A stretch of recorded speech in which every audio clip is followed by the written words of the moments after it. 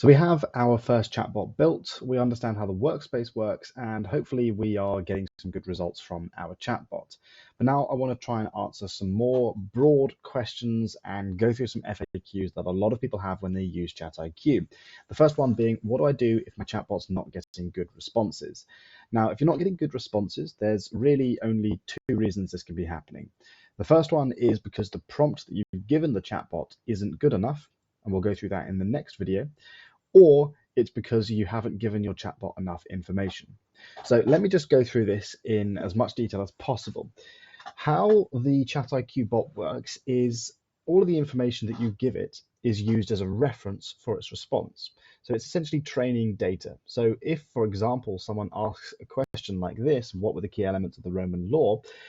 Instead of using ChatGPT's knowledge, trained by OpenAI, it's actually using the knowledge that you have given it. And it's not going to use its external knowledge.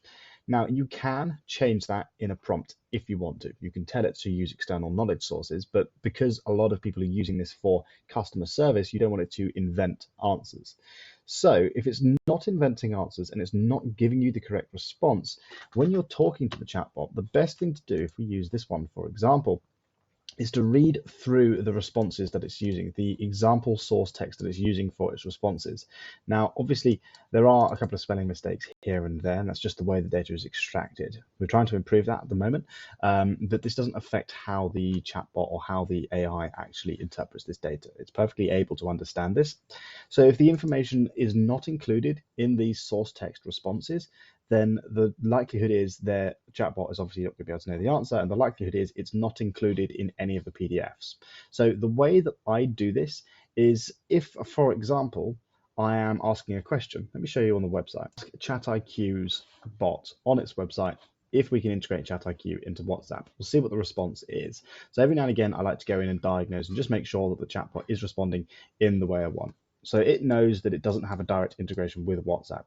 You can still create a chatbot using ChatIQ and integrate with other platforms like websites or messaging platforms that support chatbot integration. So it knows that we don't have a WhatsApp integration. And the only reason it knows that is because I've included that in an FAQ doc, and I'll show you what I mean. The other thing that you can do when you're testing it is ask questions that a lot of people would usually have. And the way that I do this is I either check through the emails that we get, which we no longer really get as a company because obviously we've got these chatbots everywhere. But a lot of people used to ask things like, can you summarize documents with ChatIQ? So what I do is I build an FAQ doc which summarizes these answers to these questions so ChatIQ is able to actually respond to them. The thing you can also do is let it know what to do as a response to try and convert more users. So I've said we're always adding new features and updates, so it's always worth checking for any updates in the future. So that way I know a customer is going to come back in the future just to make sure that we have or have not included this in a future update. So this is actually the account that I use for all of the chatbots that you work with or that you talk to within ChatIQ. So on our main website or the interface. The interface chatbot here is actually this one here. Now, if we go to, I think this is the widget one. This is the one that's on the website. If we go to this one here, actually going to ask it the exact same question. You can see here it's come back with the same response. It's ever so slightly shorter in the workspace.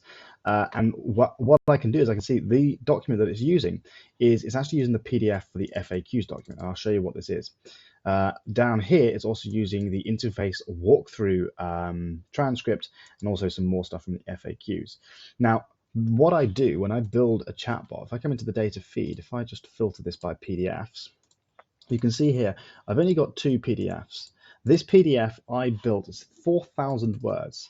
And I'll show you what I did is I built it to specifically check and answer those common questions that people have. Obviously, I know the common questions that people ask, and I also think outside the box to see what sort of questions people are usually going to ask. So for example, if I just if I search for summarize, can ChatIQ summarize a PDF? That is included in the source text. No, ChatIQ is unable to do large text summaries. However, we're working to include this in an upcoming update. So that is the only answer that I've given it. You can see how it's then taken that and developed it into a much better response for the user. You can see it's obviously actually tried to sell them that it's going to come in a future feature, come back and check all of that stuff. So it's not just being blunt and copying the exact same responses. The same thing is also here. This is quite an important thing to note. Cancelling a subscription is a question that I get a lot from users, and I used to get people emailing all the time asking this. So obviously this is now included within the FAQ document. So for example, if I go back to the widget chatbot and I ask it, how can I cancel my subscription? You'll probably see it's going to use multiple of these data. So it's got the walkthrough for the settings, it's got the free trial, the FAQs PDF. So this is included in a lot of the documents. I've got a walkthrough that will tell people actually how to do it. They go to the settings tab under the account, click on manage plan, and then it tells them step by step what to do. It also tells them to email us at help@ChatIQ if they have any extra questions. Now, the reason it knows how to do this is because that is included in the source text and the response that it's getting. Now, if we actually look through here in the source text, I'm looking to see if it's actually got the email from the source text. So in the source text, it's not actually lifting the email, and I'll explain how you can get around this problem. So what you either do is you quite regularly, every time you mention a way for someone to reach out to you, if you want someone to email you, when you're including that in your FAQ document or your response example, you want to include the email as regularly as possible, because for example, in this text here, the email doesn't seem to be included. But what I've done, if I go over to settings, I have a look at the widget chatbot. I'm using the prompt ChatIQ helper. So if I come back to the prompt library, this is the ChatIQ helper. There's a lot of information here, but you can see here the following rules take priority over everything. If you don't know the answer to the user's question, respond with, I'm currently unsure, but I've made a note to add this to my training data. Please email support if it's urgent, help@ChatIQ.ai.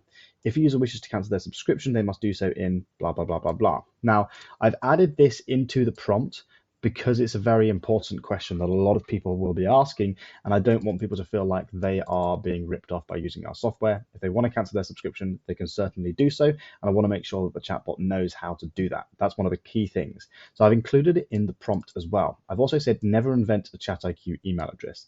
This is also very important to do as well for customer service, and I'll go through this in more detail in the prompting video, but once again, I've linked the email in the prompt. So that means regardless of what I've got in my FAQs, if I've forgotten to include the email address, it will always use that email address. It will always have access to that email address. But if you look through here, you can see what can you do, right? If I ask just random, like, can you analyze PDFs for me? Right, if I go onto the website and I ask the exact same, actually, we'll do this within the dashboard. Come back to chatbots, and we'll go to the widget chatbot. I'll come to the correct chat. Can you analyze PDFs for me?